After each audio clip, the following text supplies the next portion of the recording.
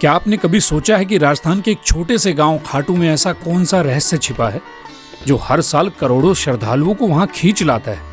आखिर ऐसा क्या है उस मंदिर में जहां लोग एक सिर की मूर्ति के आगे नतमस्तक हो जाते हैं और वो सिर बिना शरीर के पूरी महाभारत का युद्ध देखता रहा? यही सिर आज खाटू धाम में एक भगवान के रूप में पूजित है। ये कहानी कोई साधारण देवता की नहीं, ये कहानी है बर्बरीक की, घटोत्कच के पुत्र की एक ऐसी वीर गाथा जिसे श्री कृष्ण ने स्वयं कलयुग का भगवान घोषित किया था। लेकिन सवाल ये है कि बर्बरीक ने ऐसा क्या किया कि कृष्ण को उनका सिर मांगना पड़ा? और क्या सच में खाटू श्याम वही बर्बरीक है? बाबा खाटू श्याम का संबंध महाभारत काल से माना जाता है। वे घटोत्कच के पुत्र थे। कथा की शुरुआत होती है उस अंधकार में दौर से जब कौरवों और पांडवों के बीच तनातनी अपने चरम पर थी। हस्तिनापुर का राजमहल राजनीति, द्वेष और षड्यंत्रों का केंद्र बन चुका था। दुर्योधन के मन में पांडवों के प्रति द्वेष दिन ब दिन बढ़ता जा रहा था। उसे ये भय सताने लगा था कि यदि युधिष्ठिर को राज्य मिला तो भविष्य में कौरवों की सत्ता समाप्त हो जाएगी और वो स्वयं एक सेवक बनकर रह जाएगा। इसी भय और ईर्ष्या ने उसे एक भयावह योजना बनाने को प्रेरित किया, पांडवों को समाप्त कर देने की योजना। भीष्म पितामह ने जब धृतराष्ट्र को युधिष्ठिर के राज्याभिषेक का सुझाव दिया तब दुर्योधन ने धृतराष्ट्र के मन में विष भर दिया। उसने कहा, यदि एक बार युधिष्ठिर राजा बन गया तो फिर कभी ये राज्य हमारे पास नहीं लौटेगा। धृतराष्ट्र युधिष्ठिर को योग्य मानते थे, लेकिन दुर्योधन के आग्रह के सामने वो असहाय हो गए और पांडवों को वर्णावत भेजने का निर्णय ले लिया। लेकिन ये सिर्फ एक यात्रा नहीं थी, ये घातक जाल था। दुर्योधन ने वाराणावत में एक महल बनवाया, ऐसा महल जो बाहर से वैभवशाली दिखता था लेकिन भीतर से एक अग्निपाश था। लाक्षागृह यानी वो भवन लाख, चर्बी, सूखी घास और अन्य ज्वलनशील वस्तुओं से बना था। उसका इरादा था कि एक रात जब पांडव गहरी नींद में हो उस महल को आग लगाकर उसे सदा के लिए समाप्त कर दिया जाए। लेकिन नियति ने इस षड्यंत्र को असफल करने के लिए एक और योजना रची थी और उसमें शामिल थे विदुर।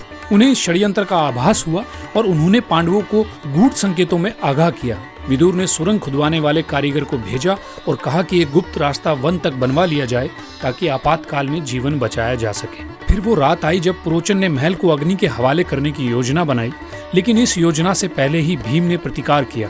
अग्नि वहीं फैली, लेकिन अपने हाथ पुरोचन, उसकी योजना और निर्दोष भीलनी को भी ले गई।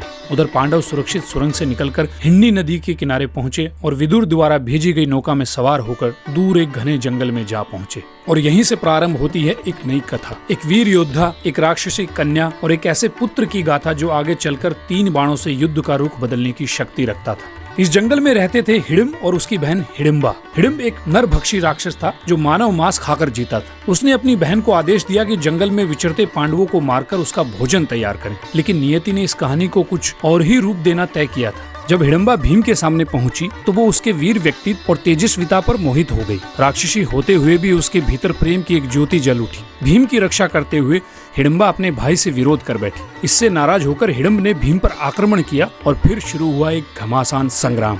ये युद्ध शक्ति और छल का नहीं बल्कि धर्म और अधर्म के बीच था। अंततः भीम ने हिडिंब को परास्त कर मार गिराया। इसके बाद हिडिंबा ने भीम के सामने विवाह का प्रस्ताव रखा। पहले तो भीम ने उसे अस्वीकार कर दिया, लेकिन जब माता कुंती ने हस्तक्षेप किया और एक शर्त रखी कि विवाह के बाद संतान प्राप्ति तक ही वो साथ रहें, तो ये विचित्र विवाह संपन्न हुआ। जंगल में उनका गंधर्व विवाह हुआ और वहीं जन्म हुआ एक तेजस्वी बालक का, घटोत्कच। घटोत्कच का व्यक्तित्व भीम जैसा ही था, बलशाली, पराक्रमी और न्यायप्रिय।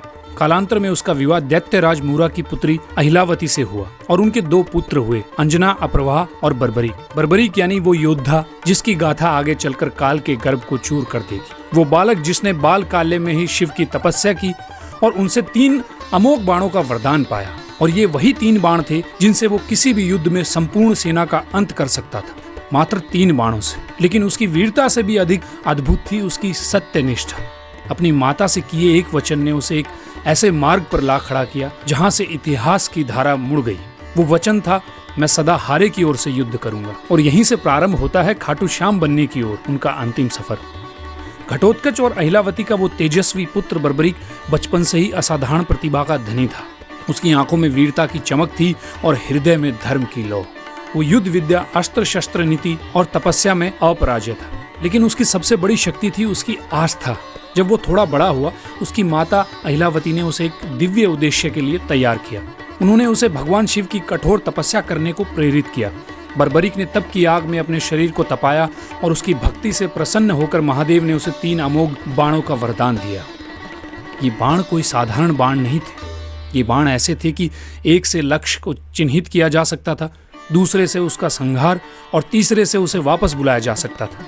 कहा जाता है कि मात्र इन 3 बाणों से वो समस्त पृथ्वी की सेनाओं का अंत कर सकता था।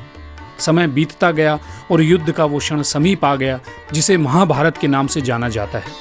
कुरुक्षेत्र की भूमि पर धर्म और अधर्म आमने सामने थे। सभी योद्धा एकत्र हो चुके थे। उसी समय बर्बरीक ने युद्ध भूमि में जाने का निश्चय किया। वो युद्ध में भाग लेना चाहता था क्योंकि उसका हृदय न्याय के लिए धड़कता था, परंतु उसकी मां से लिया गया वचन अब उसके रास्ते में खड़ा था। उसने प्रण लिया था कि वो सदैव हारे हुए पक्ष की ओर से लड़ेगा। कुरुक्षेत्र जाते हुए जब वो अपने नीले रंग के घोड़े पर सवार होकर चला तो मार्ग में एक ब्राह्मण ने उसका रास्ता रोक लिया। लेकिन वो कोई साधारण ब्राह्मण नहीं था, वो स्वयं भगवान श्री कृष्ण थे, जो उसकी शक्ति और उसके निर्णय की परीक्षा लेना चाहते थे। कृष्ण ने मुस्कुराकर पूछा, वत्स, तुम कहाँ जा रहे हो? बर्बरीक ने उत्तर दिया, हे ब्राह्मण, मैं महाभारत के युद्ध में जा रहा हूँ। मेरा कर्तव्य है कि मैं उस पक्ष के लिए युद्ध करूं जो हार रहा हो। कृष्ण ने उसकी वीरता पर संदेह नहीं किया, लेकिन उसके निर्णय से उत्पन्न होने वाले परिणामों की गहराई को समझना आवश्यक था। उन्होंने पूछा, यदि तुम केवल हारे हुए पक्ष की ओर से लड़ोगे तो युद्ध का क्या होगा? बर्बरीक ने गंभीरता से उत्तर दिया, जहां हार होगी मैं वहां जाऊंगा और जिस ओर मैं जाऊंगा वो जीत जाएगा। ये सुनकर श्री कृष्ण का हृदय कांप उठा। उन्हें स्पष्ट हो गया कि यदि बर्बरीक युद्ध भूमि में उतर गया तो युद्ध का संतुलन टूट जाएगा। धर्म और अधर्म की रेखाएं धुंधली हो जाएंगी। पांडवों की विजय असंभव हो सकती थी। तभी उन्होंने बर्बरीक की परीक्षा ली। उन्होंने एक वृक्ष की ओर इशारा करते हुए कहा, अगर तुम इतने पराक्रमी हो तो इन पत्तों को एक बाण से भेद कर दिखाओ। बर्बरीक ने ध्यान लगाकर अपना पहला बाण चलाया और वो बाण वृक्ष के हर पत्ते को छेदने निकल पड़ा, लेकिन एक पत्ता बच गया जो श्री कृष्ण ने अपने चरणों तले छुपा लिया था। बाण हवा में घूम रहा था, खोज रहा था और अंत में श्री कृष्ण के चरणों के पास रुक गया। तब बर्बरीक ने बड़े विनम्र भाव से कहा, हे ब्राह्मण, कृपया अपना चरण हटा ले, वरना ये बाण आपको घायल कर देगा। श्री कृष्ण मुस्कुराए। उन्हें उस क्षण वो विराट पुरुष दिखाई दिया जिसमें वीरता और विनम्रता दोनों का अद्भुत मेल था। अब समय था अंतिम परीक्षा का। कृष्ण बोले, हे वीर, क्या तुम मुझे एक दान दे सकते हो? बर्बरीक ने बिना झिझक कहा, हे ब्राह्मण, जो भी मांगेंगे मैं अर्पित करूंगा। तब श्री कृष्ण ने कहा, मैं तुमसे तुम्हारा शीश मांगता हूं। क्षण भर को सन्नाटा छा गया, लेकिन ना तो बर्बरीक भयभीत हुआ ना विचलित। उसने बस एक आग्रह किया, हे ब्राह्मण, आप अपने असली रूप में प्रकट हो, क्योंकि ऐसा दान कोई सामान्य व्यक्ति नहीं मांग सकता। तभी श्री कृष्ण ने अपना विराट स्वरूप प्रकट किया, चतुर्भुज पीतांबरधारी, सुदर्शनधारी, चंद्रवदन श्रीह के रूप में। बर्बरीक ने हाथ जोड़ लिए। उसे अब स्पष्ट हो गया कि यह कोई साधारण युद्ध नहीं है, बल्कि धर्म और अधर्म की अंतिम परीक्षा है। तब श्री कृष्ण ने कहा, हे वीर, तुम्हारा बल, तुम्हारा त्याग और तुम्हारी भक्ति इस युग को दिशा देंगे। मैं चाहता हूं कि तुम युद्ध भूमि में दर्शक बनो। मैं तुम्हारे शीश को अमृत में स्नान कराऊंगा। तुम पूरे युद्ध को देखोगे और न्याय के आधार पर निर्णय दोगे। और सुनो, कलयुग में जब धर्म क्षीण होगा तब लोग तुम्हें हारे का सहारा कहकर याद करेंगे। वे तुम्हारे सिर की पूजा करेंगे क्योंकि उसमें मेरा अंश रहेगा। तुम्हारा नाम होगा श्याम और तुम मेरे ही रूप में पूजे जाओगे, मेरे ही नाम से जाने जाओगे। श्री कृष्ण ने अपने हाथों से उसका शीश लिया और उसे युद्ध भूमि की एक ऊंची पहाड़ी पर स्थापित किया, जहां से उसने महाभारत का संपूर्ण युद्ध देखा, न्याय की दृष्टि से, बिना किसी पक्षपात के। और इस प्रकार जन्म हुआ खाटू श्याम का। जितना ही रहस्यमयी खाटू श्याम है, उतनी ही रहस्यमयी इस मंदिर का निर्माण। तो चलिए अब जानते हैं मंदिर के निर्माण की असली कहानी। खाटू श्याम मंदिर का इतिहास उतना ही गढ़ है जितनी इसकी महिमा। जब जब कालखंड चुप रहता है, तब तब कोई स्थल, कोई घटना, कोई संकेत स्वयं बोल उठता है। और खाटू श्याम धाम का निर्माण भी एक ऐसी ही पुकार से आरंभ होता है। ये केवल ईंट और पत्थरों की रचना नहीं थी, बल्कि उस अलौकिक चेतना की पुनः अभिव्यक्ति थी जो कलयुग में मानवता का अंतिम सहारा बनकर अवतरित हुई। इस पावन मंदिर की नींव उस क्षण पड़ी जब राजस्थान की तपती धरती पर एक असामान्य घटना घटी। कहते हैं ये कोई मंदिर स्थल नहीं था, ना ही कोई पवित्र तीर्थ, बल्कि सीकर जिले का एक साधारण सा गांव खाटू। पर एक दिन जैसे स्वयं भगवान ने उस भूमि को पुकारा हो, एक गाय चढ़ते चढ़ते एक विशेष स्थान पर पहुंची और बिना किसी कारण के उसके थनों से दूध बहने लगा। ये घटना कोई संयोग नहीं थी, ये प्रकृति की चेतावनी थी कि उस धरती के गर्भ में कोई अलौकिक सत्य छुपा है। जैसे जैसे ये बात गांव में फैली, जिज्ञासा बढ़ती गई। ग्रामीणों ने मिलकर उस स्थान की खुदाई करने का निर्णय लिया और जब मिट्टी की परतें हटती चली गई तब वहां से निकला एक दिव्य सिर, एक चमत्कारी मुखाकृति जो देखने में साधारण नहीं बल्कि पूर्ण रूप से तेजस्वी और अलौकिक प्रतीत होती थी। उस सिर के साथ कोई आवाज नहीं थी, कोई शब्द नहीं थे, लेकिन फिर भी मानो उसने सबको पुकारा, एक मौन संवाद की तरह। ग्रामीणों ने उस सिर को एक सम्मानित ब्राह्मण को सौंप दिया। उन्होंने उसे अपने घर ले जाकर श्रद्धा से पूजन करना प्रारंभ किया, बिना ये जाने कि आगे क्या करना है। कई दिन बीते, पूरा गांव प्रतीक्षा में था कि अब इस दिव्यता का मार्गदर्शन कौन करेगा। तभी उस रात्रि को खाटू के तत्कालीन शासक राजा रूप सिंह चौहान को एक दिव्य स्वप्न आया, जिसमें स्वयं श्याम बाबा ने आदेश दिया कि मेरे स्वरूप के लिए एक मंदिर का निर्माण करो। अब मैं इस स्थान पर वास करना चाहता हूँ, समय आ गया है। राजा की आंख खुली और उनके अंदर किसी और ही ऊर्जा का संचार हो चुका था। सुबह होते ही उन्होंने अपने शिल्पी और पुरोहितों को बुलाया और उस स्थान पर एक भव्य मंदिर के निर्माण का आदेश दिया। इतिहासकार मानते हैं कि ये वर्ष 1027 ईस्वी का काल था, जब फागुन शुक्ल एकादशी के पावन दिन, ठीक उसी दिन जब बाद में खाटू श्याम का विशाल मेला लगने लगा, उस दिव्य मस्तक की प्रतिष्ठा विधिवत की गई।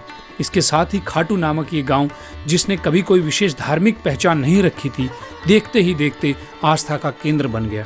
मंदिर का प्रारंभिक निर्माण अत्यंत साधारण था, ईंट, चूना और सीमित शिल्पकारी के साथ, लेकिन समय जैसे जैसे बीतता गया इसकी महिमा फैलती चली गई। लोगों ने चमत्कार अनुभव किए, बीमारियां ठीक हुई, भटके हुए रास्ता पा गए और इन चमत्कारों की साक्षी बनती रही वो मूर्ति जो आज भी उसी गर्भगृह में विराजती है। लगभग 7 शताब्दियों के बाद 1720 ईस्वी में जब खाटू क्षेत्र मारवाड़ रियासत के अधीन आया, तब वहां के प्रभावशाली दीवान अभय सिंह को भी खाटू श्याम बाबा ने स्वप्न में आदेश दिया। उन्होंने इस मंदिर का भव्य रूप में जीर्णोद्धार करवाया। संगमरमर की नक्काशी, सोने चांदी से अलंकृत द्वार और विशेष प्रकार के दुर्लभ पत्थरों से गर्भगृह की सज्जा की गई। ये वही मूर्ति है जो आज भी खाटू के मंदिर में स्थापित है और मान्यता है कि ये किसी साधारण पत्थर की नहीं बल्कि कृष्णकालीन श्याम वर्णित की प्रतीक शिला की है। मंदिर का वास्तु भी अद्भुत है। इसके शिखर पर लहराता ध्वज बाबा के उस संकल्प का प्रतीक है जो उन्होंने महाभारत युद्ध के पूर्व कृष्ण से किया था, मैं उस ओर रहूंगा जो धर्म की ओर होगा। और गर्भगृह की शांति एक ऐसी अनुभूति देती है कि मानो स्वयं श्याम बाबा आपकी सांसों की गति पढ़ रहे हैं। खाटू श्याम मंदिर आज न केवल एक धार्मिक स्थल है बल्कि एक जीवित परंपरा है। फागुन मेला, लखी यात्राएं, निशान यात्रा, खाटू नरेश के जयकारे, ये सब मिलकर इस मंदिर को केवल एक स्थान नहीं बल्कि एक आध्यात्मिक ऊर्जा का केंद्र बनाते हैं। कई विद्वान मानते हैं कि ये मंदिर इतिहास और अध्यात्म के बीच का एक जीवन संगम है, जहाँ सिर्फ दर्शन नहीं होते, वहाँ एक भरोसा जन्म लेता है कि जब कोई हारा हुआ इस दरबार में आता है तो बाबा उसे फिर से जीवन से जोड़ देते हैं। तो जब अगली बार आप खाटू श्याम के दर्शन करें तो सिर झुकाएं, केवल एक मन्नत के लिए नहीं बल्कि उस त्याग के लिए जिसने युद्ध छोड़कर सेवा चुनी और उस धरोहर के लिए जिसने कलयुग में भी भक्तों को विश्वास से जोड़ा रखा।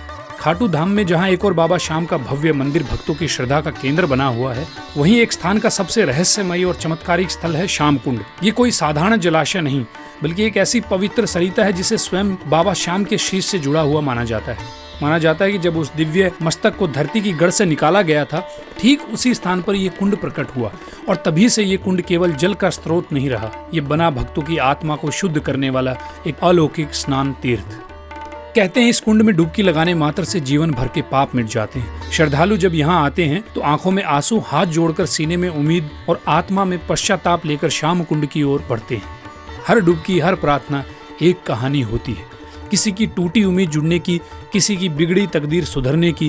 कुंड का जल सदा शांत, ठंडा और निर्मल रहता है, मानो खुद बाबा श्याम उसमें समाये हों। इस कुंड को लेकर एक और बात इसे पूरी तरह से रहस्य से भर देती है। आज तक कोई ये निश्चित नहीं कर पाया कि इसका जल आता कहाँ से है। वैज्ञानिक दृष्टिकोण से जब भी इसे परखा गया, इसकी कोई स्पष्ट जलधारा ना तो ऊपर से आती दिखी, न नीचे से कोई स्रोत मिला, पर फिर भी कुंड हमेशा लबालब रहता है और इसलिए लोग कहते हैं इसका जल पाताल लोक से आता है। ये बात सुनने में कल्पना जैसी लगती है, लेकिन जब आप वहाँ खड़े होकर चारों ओर देखेंगे और महसूस करेंगे कि कोई स्रोत ना होते हुए भी जल लगातार बना रहता है, तब एक अलौकिक सिंहरण आपके भीतर दौड़ जाती है। ये कुंड अपने आप में एक मौन चमत्कार है जो सिर्फ आंखों से नहीं, हृदय से महसूस किया जा सकता है। श्याम कुंड से कुछ ही दूरी पर स्थित हैं दो और पवित्र स्थल, गौरी शंकर मंदिर और गोपीनाथ मंदिर। इनमें से गौरी शंकर मंदिर के साथ जुड़ी एक कथा दिल को झकझोर कर रख देती है। ये घटना तब की है जब मुगल सम्राट औरंगजेब की सेना ने इस पावन स्थल को निशाना बनाया। धार्मिक स्थलों को नष्ट करना उसकी नीति थी और खाटू भी उसकी लिस्ट में आ गया था। उसकी सेना जब इस मंदिर को गिराने पहुंची तो सबसे पहले शिवलिंग पर भालों से प्रहार किया गया, परंतु उस क्षण कुछ ऐसा घटित हुआ जिसे देखकर सैनिकों की रूह कांप उठी। जैसे ही भाले शिवलिंग से टकराए, वहां से रक्त की धारा फूट पड़ी। ये कोई कल्पना नहीं थी। वहां उपस्थित सैकड़ों लोगों ने स्वयं अपनी आंखों से वो दृश्य देखा। ये मानो शिव जी का प्रत्यक्ष आक्रोश था जो उन्हें अपनी रक्षा के लिए जगाना पड़ा। सैनिक घबरा गए, उनके हाथ कांपने लगे और वे डर के मारे वहीं से भाग खड़े हुए। और आज भी सैकड़ों साल बीत जाने के बाद भी उस शिवलिंग पर भाले के निशान स्पष्ट रूप से देखे जा सकते हैं। वो घाव जो उस दिन धर्म की रक्षा में स्वयं भगवान ने झेले थे। इस घटना के बाद किसी भी आक्रमणकारी की हिम्मत नहीं हुई कि वो इस धाम की ओर आंख उठाकर भी देखे। राजस्थान की राजधानी जयपुर से लगभग 80 किलोमीटर दूर स्थित ये खाटू धाम आज भले ही भक्तों का तीर्थ है, पर हर ईंट, हर दीवार, हर मोड़, हर किसी चमत्कार, किसी त्याग और किसी पुकार की कहानी कहती है। यहाँ केवल यात्रा नहीं होती, यहाँ होता है एक आध्यात्मिक विसर्जन, जहाँ लोग अपने भूतकाल, अपने कर्म, अपने दुखों को छोड़कर वापस एक नए जीवन के साथ लौटते हैं। इस धाम तक पहुँचने के लिए अक्सर रिंगस के मार्ग की सिफारिश की जाती है और ये रास्ता भी प्रतीक बन जाता है उस भावनात्मक यात्रा का। तो चलिए अब मैं आपको लेकर चलता हूँ एक ऐसी यात्रा पर जो सिर्फ पैरों से नहीं बल्कि दिल से पूरी की जाती है। ये यात्रा है खाटू श्याम जी के दरबार की, जो आपको भीतर तक छू जाती है। मान लीजिए कि आप तय कर चुके हैं इस बार बाबा श्याम के दर्शन जरूर करने हैं। आप सुबह सुबह अपने घर से निकलते हैं, दिल में एक अजीब सी हलचल लिए, जैसे कोई आपको खींच रहा हो। रास्ते भर हारे का सहारा बाबा श्याम हमारा की धुन जैसे हर सांस में गूंजती रहती है। आप जयपुर, दिल्ली, चंडीगढ़ या देश के किसी भी कोने से यात्रा शुरू करें। ज्यादातर लोग खाटू श्याम पहुंचने के लिए रिंगस स्टेशन का रुख करते हैं। ये स्टेशन खाटू धाम से लगभग 17 से 18 किलोमीटर की दूरी पर स्थित है। जैसे ही ट्रेन स्टेशन पर रुकती है, आप देखेंगे कि सैकड़ों लोग पहले से बाबा की जयकारों के साथ तैयार खड़े हैं। स्टेशन से बाहर निकलते ही आपको हर तरफ श्याम भक्त नजर आएंगे। कोई दंडी यात्रा कर रहा है, कोई निशान लेकर चल रहा है, कोई नंगे पांव, कोई माथे पर गुलाल लगाए, आंखों में आस्था लिए बाबा की ओर बढ़ता चला जा रहा है। अगर आप पैदल यात्रा करना चाहते हैं तो रिंगस से खाटू श्याम तक की ये लगभग 17 किलोमीटर की यात्रा आपके लिए एक तपस्या जैसी बन जाती है। रास्ते में भक्त भजन गाते हुए चलते हैं। शाम तेरे भक्त दीवाने जैसे गीत हवा में गूंजते हैं। जगह जगह पर लंगर लगे होते हैं, जहां स्थानीय लोग और स्वयं सेवी संस्थाएं श्रद्धा से भोजन, पानी और विश्राम की व्यवस्था करते हैं। कोई आपको कंधा पकड़कर आगे बढ़ाता है, कोई पंखा झलता है और कोई आपके पैर दबा देता है। ये वो यात्रा है जहां अजनबी भी अपने से लगते हैं। अगर आप पैदल नहीं चल सकते या समय कम है तो ऑटो, टैक्सी, बसें भी आसानी से उपलब्ध हैं, जो आपको सीधे मंदिर के निकट ले जाती हैं। लेकिन जो मज़ा उस पैदल यात्रा में है वो शब्दों में बयान नहीं किया जा सकता। वो तो खुद चलकर ही महसूस किया जा सकता है। जैसे जैसे आप मंदिर के निकट पहुंचते हैं, हवा की खुशबू बदलने लगती है। गुलाल, चंदन, अगरबत्ती, फूलों की मिली जुली महक मन को शांति देती है। मंदिर के बाहर आपको बड़ी संख्या में दुकानें मिलेंगी, जहां से आप प्रसाद, चुनरी, निशान, माला और बाबा के वस्त्र ले सकते हैं। कुछ श्रद्धालु यहां से बाबा के लिए विशेष भेंट लेकर जाते हैं। कतार में लगने से पहले आप अपने पैरों को श्याम कुंड के शीतल जल में धो सकते हैं। मान्यता है कि यहाँ स्नान करने से आत्मा तक शुद्ध हो जाती है। फिर आती है वो घड़ी जिसका इंतजार आपने न जाने कितने दिनों से किया होता है, दर्शन की घड़ी। कतारें लंबी हो सकती हैं, लेकिन बाबा का दरबार ऐसा है कि कोई थकता नहीं। मंदिर परिसर में भजन मंडली लगातार श्याम राग गा रही होती है। जैसे ही आप गर्भगृह में प्रवेश करते हैं और सामने बाबा श्याम की मूर्ति दिखती है, वो नीली श्याम रंग की आंखें, मोर पंख श्रृंगार से सजे स्वरूप को देखकर ऐसा लगता है जैसे बाबा अभी बोल पड़ेंगे। उस पल में समय जैसे रुक जाता है, सांसें थम जाती हैं और आंखें नम हो जाती हैं। दर्शन के बाद आप वही मंदिर परिसर में बैठकर कुछ देर आंखें बंद कर लें तो लगेगा जैसे जीवन में जो उलझनें थी वो हल हो गई। बाबा की कृपा सिर पर महसूस होने लगती है। मंदिर के पास ही आपको भव्य हवन कुंड मिलेगा, जहां श्रद्धालु अपनी मनोकामनाओं की पूर्ति के लिए आहुति देते हैं। मंदिर के बाहर आपको प्याऊ, प्रसाद वितरण केंद्र और आराम के लिए साधु संतों की छांव में बैठने का भी अवसर मिलेगा। अब जब आप वापसी के लिए कदम बढ़ाते हैं तो मन भारी हो जाता है। लगता है काश थोड़ी देर और रुक सकते, पर बाबा का आशीर्वाद लेकर लौटना ही होता है। साथ में लेकर जाते हैं उस यात्रा की स्मृतियाँ, वो चैंटिंग की गूंज, वो प्रसाद की मिठास, वो कुंड की ठंडक और बाबा के दर्शन की गर्माहट। ये यात्रा कोई सामान्य तीर्थ यात्रा नहीं, एक भावनात्मक पुनर्जन्म है। यहाँ आप कुछ छोड़कर नहीं जाते, आप कुछ लेकर नहीं जाते, आप खुद बदल कर लौटते हैं। और जब कोई आपसे पूछता है कि कैसा रहा खाटू श्याम जी का सफ़र, तो आप मुस्कुराकर कहते हैं, बाबा ने बुलाया था और सब कुछ बदल गया। तो दोस्तों, आपको एक खाटू श्याम जी की रहस्यमयी और भावनाओं से भरी यात्रा पसंद आई हो तो इस वीडियो को एक प्यारा सा लाइक जरूर दीजिए और कमेंट में जय श्री श्याम लिखकर भाव प्रकट कीजिए। आपका बहुत बहुत धन्यवाद। हारे का सहारा खाटू सावरा।